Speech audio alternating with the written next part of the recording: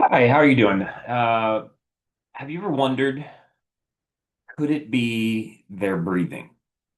When you think about your kids and you think about your kiddos and the struggles that they experience and how they go through life, and you look at them and you watch them sleeping and you watch them going through life and interacting with their friends and interacting with their teachers, interacting with their peers and with you, and you just sit there and you wonder, what?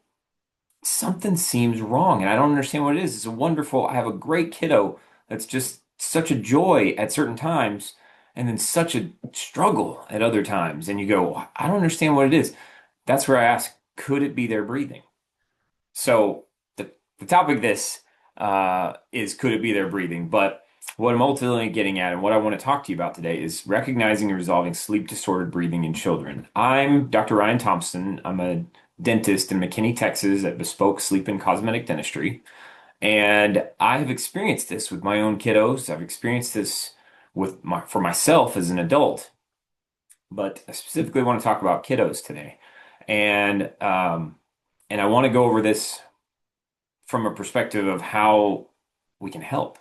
Um, I I want to also say from the beginning that this is one of my first videos. I've had a lot of people expressing a lot of interest in getting this information out there, and they've asked me to create a video, and so that's what I'm doing. I'm creating a video right now so that I can actually talk a lot specifically about this debilitating issue that affects so many children. So. If you want to learn any more information, I'll talk about this at the end too, but my website is www.bespokescd.com and my Instagram is at Bespoke Dentistry. It's right down there on the bottom of the screen. Please feel free to check out those for a lot more information. Okay, so the first thing that's important to note is just awareness overall. Like, I know it seems silly saying it up here, but I really just want to say this. You're not crazy. You're not alone at all. There are so many children that are struggling with this, and it has so many factors that cause these issues and these symptoms in children. Symptoms like mouth breathing, symptoms like ADHD type symptoms, bedwetting, snoring, swollen tonsils, chronic allergies, all of these, crooked and crowded teeth, tossing and turning all night, constant colds and ear infections, struggling to focus in school, teachers saying, you got to get this figured out. You got to talk to a doctor. You got to figure out what's going on. Well, the problem is that unfortunately so many physicians don't understand this world of airway. They don't understand how important it is to have a child breathe better because if they breathe better, then they'll sleep better. If they sleep better, then they'll feel better. It's amazing how it will transform a child from a uh, somewhat of a difficult child into a child who is very happy, very eager to please, eager to go through life and learn and to get better at what they do, as opposed to a constant struggle and a constant battle with their authority figures or with their siblings or with their friends or any of those things. So the big question is, what is sleep disordered breathing? So, and the answer to that is it's a big topic, but ultimately it's anything that limits healthy airflow during sleep. So it's not just snoring. It could be as mild as mouth breathing. It could be, which though I say mild, that is a major concern. It could be as moderate level of snoring, or it could be even severe, like obstructive sleep apnea. And what we find so often, more often than not, is a child that's struggling with mouth breathing, they don't gradually outgrow the mouth breathing. They are in the middle of mouth breathing for a reason. It's because they're not getting enough oxygen through their nose. If they're not getting enough oxygen through their nose, they will consistently and continually be a mouth breather for the rest of their life, for the duration of their life. When they get to my age, they're going to be struggling with sleep apnea and they're going to be struggling with airway concerns that they just can't seem. I don't know why. What is going on? And it could have been corrected way back at the very beginning. Because ultimately what's happening is we when we go to sleep, we're supposed to be in parasympathetic response, which is the our heart rhythms and our body's rhythms that we go through is rest and digest is basically, you might have heard it called that before. And ultimately what it means is that we are resting and relaxing and our body is doing its natural rhythms without even thinking, without even with nothing activated basically. The problem with mouth breathing is that when we mouth breathe, now we're getting poor oxygen. Basically, mouth breathing in effect is It's like taking a finely tuned, really nice race car, and instead of putting really good fuel of really good gas into that race car, instead we're taking really watered down, terrible gas, which is basically what oxygen through the mouth is. Instead of this nice, beautiful, perfect filtered air through our nose, we get this bad gas and it goes into our mouth and it goes into our lungs, and then suddenly we're having this significant struggles that we can't seem to figure out why. And it's because we're actually running it instead of peak performance, we're running it very inefficient performance. Mouth breathing, when we breathe through our mouth instead of our nose, we are now in effect having um, that finely tuned car is struggling so much that in effect we are struggling through sympathetic response instead of parasympathetic. Sympathetic is where the concept of fight or flight any moment. Oh gosh, you could be perfectly happy, everything's you're doing so well, life is good, everything's feeling good, and then suddenly something startles you and you're ready to act. Well, if we're not getting enough oxygen when we're sleeping, we should be resting and be in that parasympathetic rest and digest system. And instead, we're in sympathetic and our body is struggling to get oxygen. And so all night long, we are struggling through this cycle of can't seem to get enough air. And then we struggle to breathe. And then it continually leads down a path towards negative health. Versus if we just correct it early, we can actually eliminate that feeling and eliminate that disorder just by opening the airway. So, why this matters is that ultimately kids don't grow out of it. They grow into bigger problems. There's so many kids, it's a huge percentage, 25% of kids show that they have signs of sleep disordered breathing, and it impacts the brain, face, jaw, behavior, leads to anxiety, leads to ADHD misdiagnosis because ultimately what ADHD is, there's a lot of factors, there's a lot of things in ADHD, but one of the major reasons that people struggle with ADHD type symptoms is they found that there's researchers that if you take researchers to evaluate lots of children, and these children have some that have been diagnosed with ADHD and others that have been diagnosed with sleep deprivation, and you put them in the same room and let them interact with each other, researchers can't actually distinguish which one is which because they're ultimately the same child. You get that ADHD diagnosed child to have better airway and be able to breathe better and sleep better and feel better, their ADHD symptoms will slowly start to dissipate.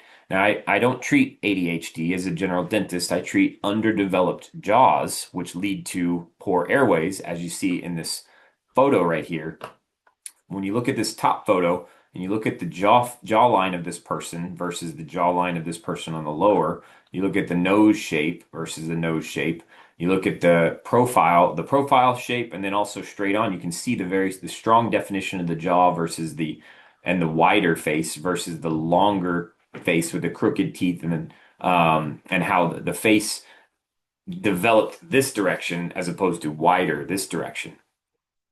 This all occurs from the tongue not being able to suction well to the roof of the mouth and, in effect, push everything out due to many different factors.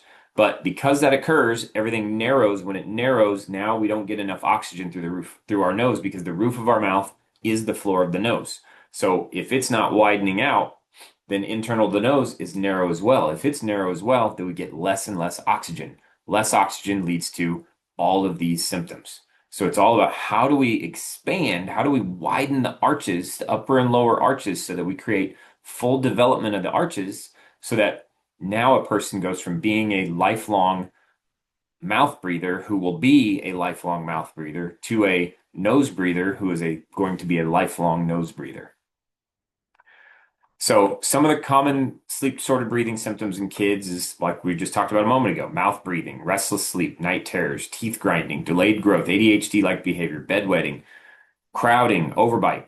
This is what's so interesting. I mean, we see all the time that kiddos go to an orthodontist, and orthodontists are amazing at straightening teeth.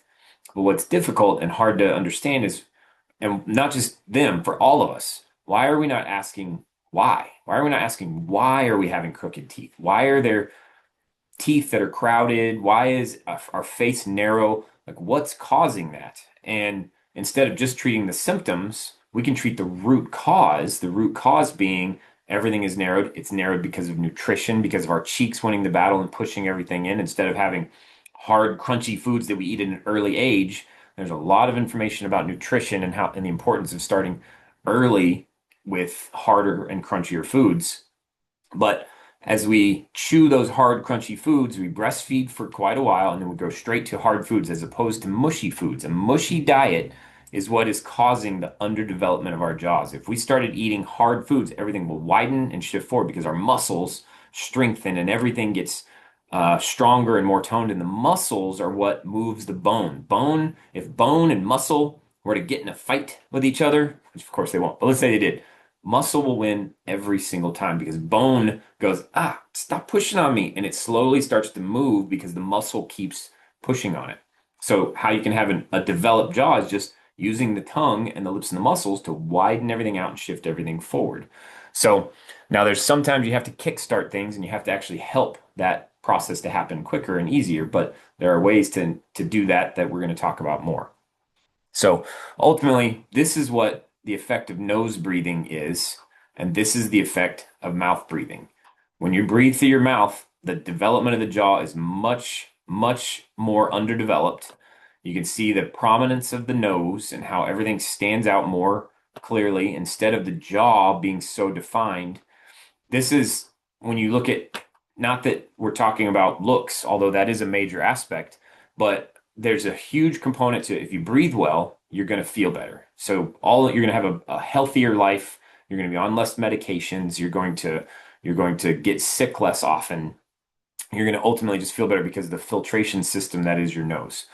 But then on top of that, also the jawline, everything looks better because the jaw is more prominent. And the way to get that prominence of the jaw is by getting the tongue to suction to the roof of the mouth like it's supposed to, which will allow for the expansion of the upper and lower jaw and help people to breathe better. They breathe better. This is the type of jaw form that they'll have if you intervene early enough.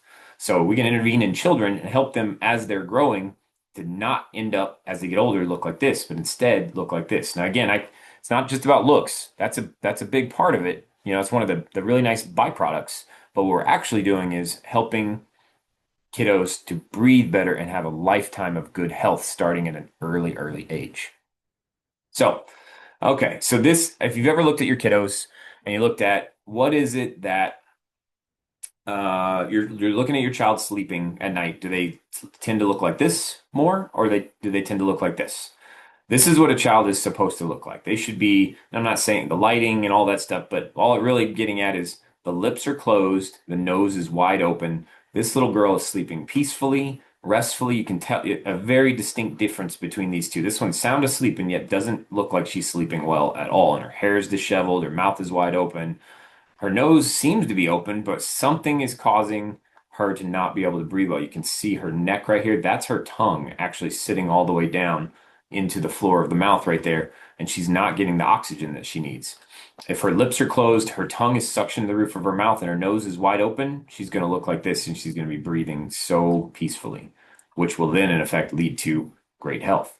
Now, one of the things that you might be told, or a couple of things that you might be told, because this is not common knowledge. This is not now it's becoming more mainstream, but it's not currently mainstream information. So, but some of the things you might be here, they'll grow out of it. It's just allergies. They'll sleep better soon. It's normal. Those are things you will hear, but the reality is it's common, but it's not normal. This is not how it's supposed to be. So you can correct it so that you eliminate the common, you eliminate the normal, the not normal, and you help a kiddo to be a good nose breather for the rest of their life, as opposed to, and you hear it all the time from people that are well-meaning, friends, physicians, anyone in the world of medicine that just they want to help, but they don't know the answer, and it's because they haven't learned about airway. What we have learned after tons of research and significant amount of research is just the understanding and importance of if we breathe well, we will feel well. If we feel well, we will be better in every aspect of our life. So what's really going on is that the ultimately we're dealing with underdeveloped jaws and underdeveloped airway. So if you look at this mouth, we see this all the time. So people will go into the orthodontist or the dentist or wherever and they'll say, look, I don't know what's going on. My jaw hurts. I struggle to sleep. something's causing me issues. And then we take a look at their mouth and we see this. This is so narrow. The tongue has no room to live up here like it's supposed to. And so instead of rising up to the roof of the mouth, it will fall down. If it falls down, it falls back. Then the mouth falls open, the lips fall open, and now you have a mouth breather. Versus if you have this nice wide palate, and this is only the palate, the lower jaw is equally important. But you have this nice wide palate where the tongue can live right up here and it suctions to the roof of the mouth. When it suctions up there, then the lips stay closed. If the lips stay closed and the tongue is suctioned to the roof of the mouth, oxygen flows into the nose, past the tongue, into the lungs, and back out again. And it leads to excellent health. So we have to strengthen the tongue in order to help it to rise up to the roof of the mouth. So it's partly we need lots of space. That's a big part of it. The other part is we need to retrain the tongue, and that's through something called myofunctional therapy.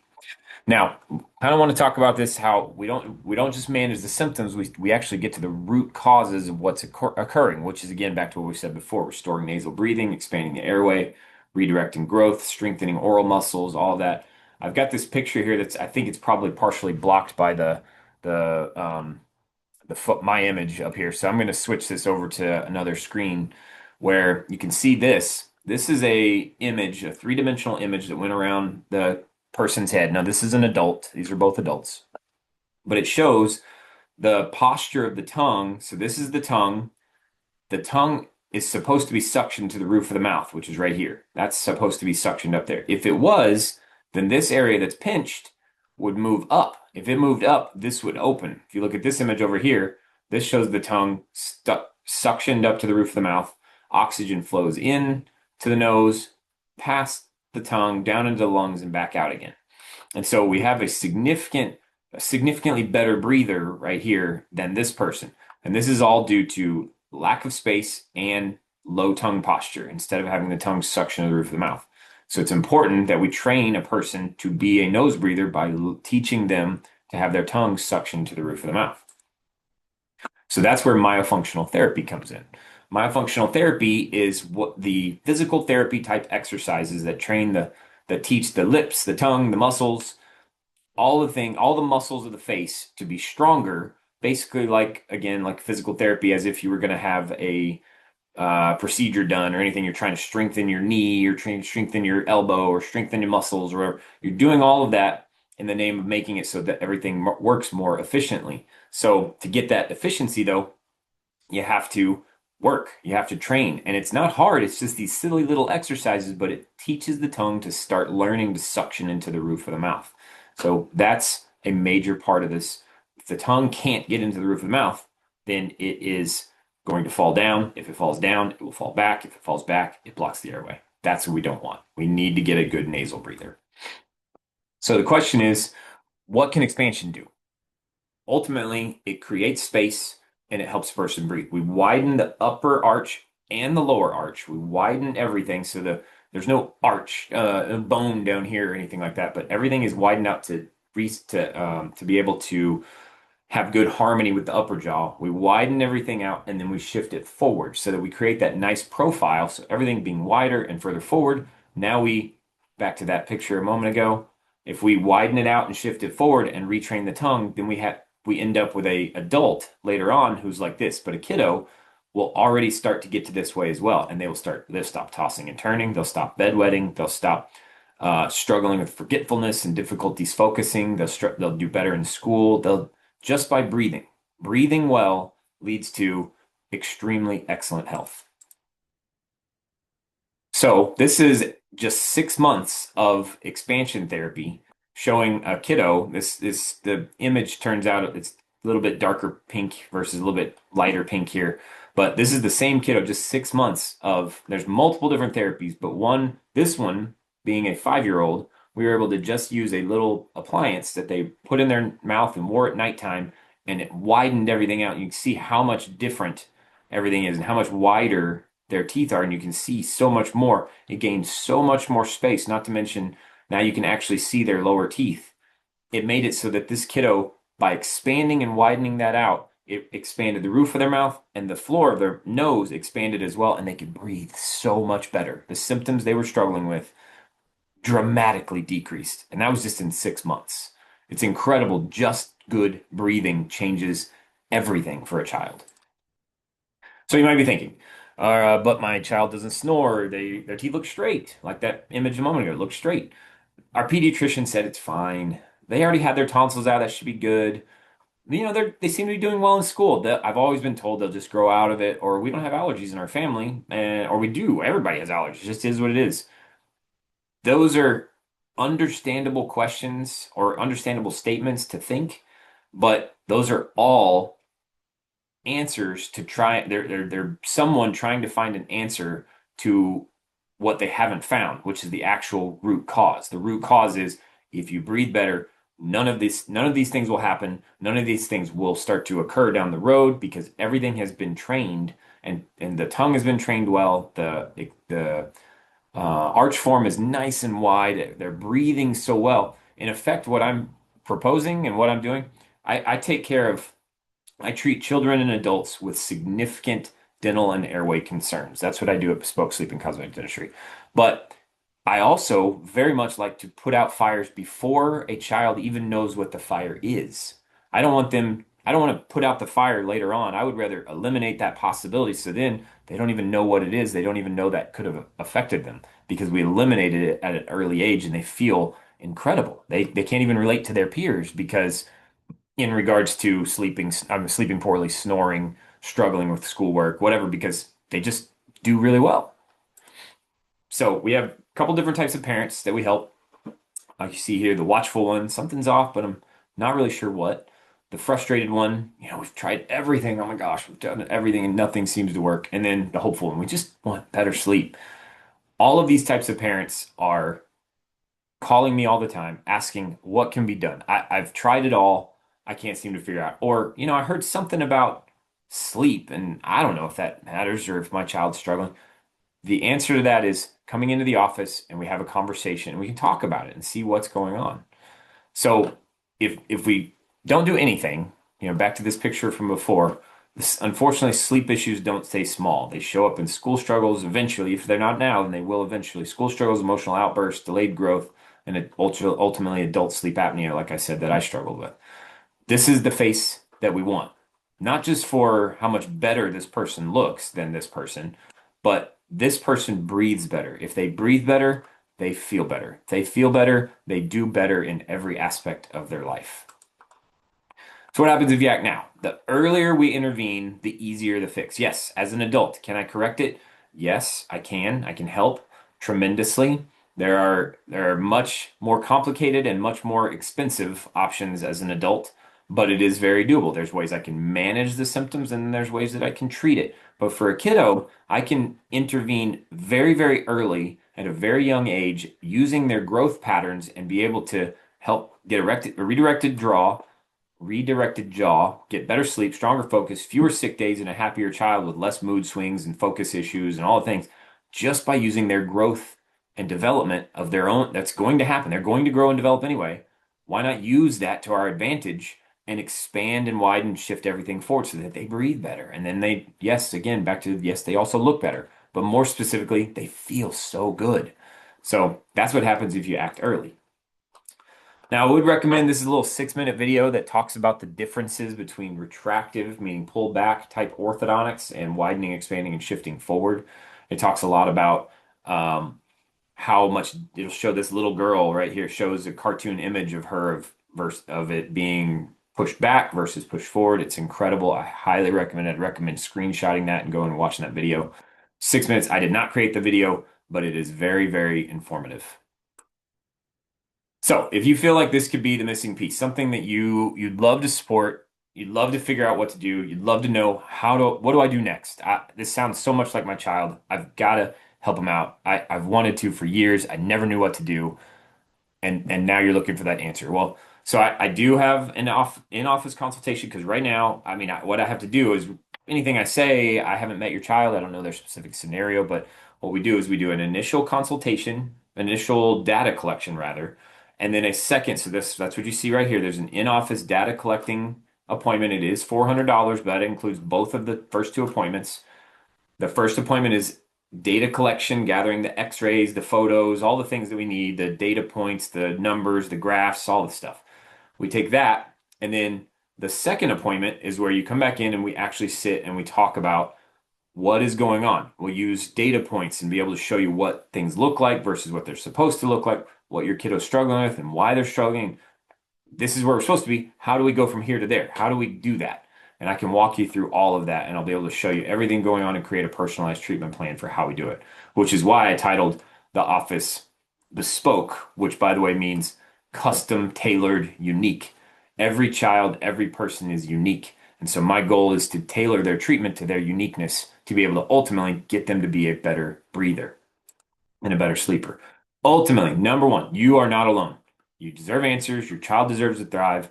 So let's build a solution together. I ultimately want eventually this will be front line, first thing that we will do is as dentists and physicians is we will make sure that the airway is priority one.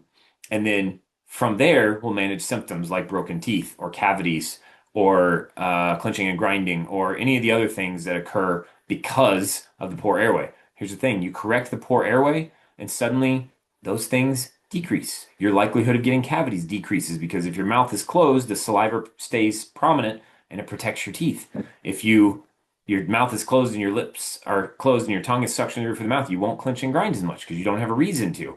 There's a lot of things involved in why does clenching and grinding occur, and it's mostly to do with the tongue blocking the airway, causing our body to go into that fight or flight mode I said earlier, and then we clench really hard and it suctions our tongue up briefly and we feel better briefly, but it messed up our sleep. So now we have to go through these cycles over and over and over again.